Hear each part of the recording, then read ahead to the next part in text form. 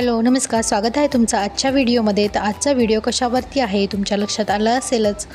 तर श्रावण महिना म्हटलं की सणांची रेलचेलच असते. तर या श्रावणातील आणखीन एक महत्त्वाचा सण म्हणजे कृष्ण जन्माष्टमी किंवा तिलाच गोकुळाष्टमी असेही म्हणतात. श्रावण महिन्यात कृष्णाष्टमी या तिथीला मध्यरात्री रोहिणी नक्षत्रावर मथुरेत कंसाच्या बंदीशाळेत श्रीकृष्णांचा जन्म झाला.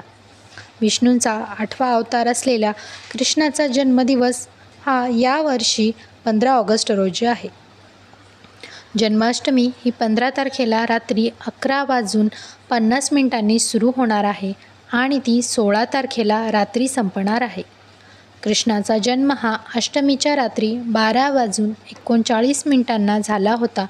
म्हणून यावर्षी 15 तारखेलाच रात्री म्हणजे 12 नंतर, जेव्हा 12 नंतर आपल्या इथे 16 तारीख चालू होते, त्यामुळे 15 तारखेलाच रात्री 12:39 आपल्याला कृष्ण जन्माष्टमी साजरी करायची आहे. तर 16 तारखेला गोपालकाला आहे. ज्या घरात कृष्णाची सेवा केली जाते त्या घरात कशाचीच कमी पडत नाही. सुख, शांती, अपार संपत्ती, समृद्धी व मोक्ष देखील मिळतो. या दिवशी भगवद्गीतेचे पठण करायचे आहे. खरं तर बाळकृष्णाची सेवा करायला मिळणे हे खूप मोठे भाग्य आहे. तर या दिवशी भगवद्गीतेचे पठण करायचे आहे. तर भगवद्गीता हा एक पवित्र ग्रंथ मानला जातो. गीतेत जीवनातील अनेक प्रश्नांची उत्तरे दिली आहेत आणि त्यातून जीवन जगण्याची योग्य दिशा मिळते.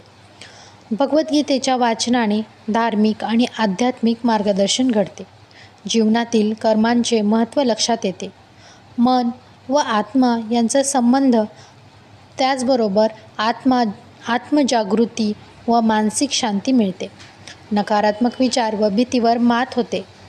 कृष्ण हे प्रचारक, ज्ञानी, अचला कौस्तुभ धारण करणारा, शंख व भुजा धारण करणारा, सारथी, रक्षणकर्ता, वचनाचे पालन करणारा, गोपाल, देवाधिदेव, द्वारकाधीश, सर्वेश्वरा, जनार्दन, त्रिविक्रमा अशी अनेक नावे आणि रूपे कृष्णांची आहेत. ते जगांचे स्वामी आहेत. त्यांची महती अपार आहे. तर कृष्ण हे विष्णूंचे अवतार आहेत. तर त्यांची जन्माष्टमी ही प्रत्येकाने साजरी करावी. तर ह्या जन्माष्टमीची पूजा मांडणी कशी करावी ते पाहूया. तर पाट किंवा चौरंग घेऊन त्यावर वस्त्र अंथरावे. प्रथम गणपती पूजन करावे. त्याआधी दीप प्रज्वलन करून घ्यावे. गणपती पूजन करावे. गणपती बाप्पाची स्थापना करून घ्यावी. त्यांना हळदी, कुंकू, अक्षदा, फुले, दुर्वा, त्याचबरोबर गूळ खोबऱ्याचा नैवेद्य देखील दाखवावा. त्यानंतर कृष्णांच्या मूर्तीवरती अभिषेक करून मूर्ती स्वच्छ करून घ्यावी. ती पाळण्यात ठेवावी. कृष्णांची मूर्ती व कृष्ण पाळणा हा प्रत्येक घरात असावाच. त्यानंतर मूर्ती स्वच्छ करून पाळण्यात ठेवावी. त्यांना वस्त्र, टोपी, अलंकार घालावेत. जे व जसे जमेल त्याप्रमाणे सजावट करावी.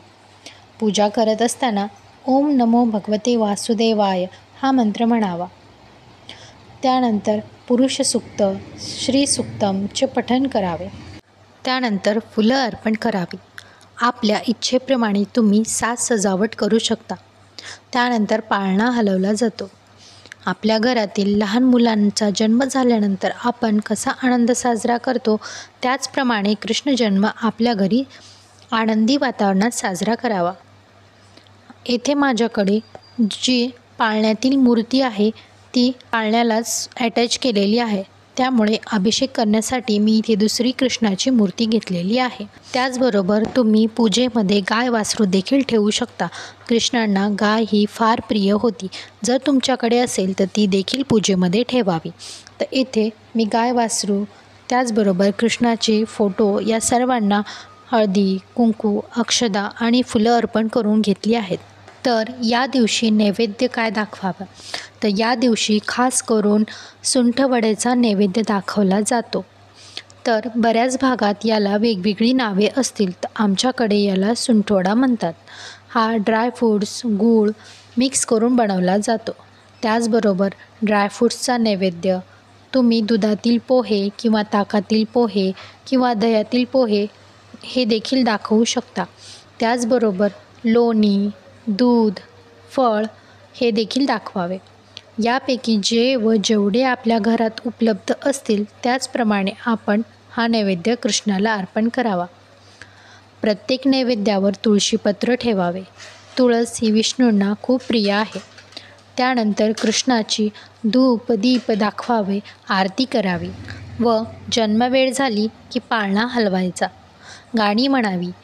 आता ही मांडणी आपण 15 तारखेला रात्री करणार आहोत, तर उत्तर पूजा ही 16 तारखेलाच म्हणजेच दुसऱ्या दिवशी उचलावी, म्हणजेच उत्तर पूजा करावी.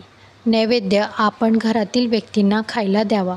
मूर्तीवर पूजेवर हळदी कुंकू वाहावे, धूप दीप दाखवावे. त्यानंतर पूजा उचलावी. मूर्ती उचलून देवघरात ठेवावी. फुलं दुर्वा निर्माल्यात टाकावी. देवघरात ठेवावे. इतर वस्तू जागेवर ठेवाव्यात. अशा प्रकारे कृष्ण जन्माष्टमी साजरी करावी. तसेच पूजा करतेवेळी आपण ओम नमो भगवते वासुदेवाय नमः हा मंत्र म्हणावा किंवा कृष्णाय वासुदेवाय हरये परमात्मने प्रणत क्लेशनाशाय गोविंदाय नमो नमः हा मंत्राचा जाप अवश्य करावा. इतर सणांप्रमाणेच हा सण देखील उत्साहाने आणि तितक्याच आनंदाने साजरी करावा. प्रत्येक घरात बाळकृष्णाचा वास असू दे.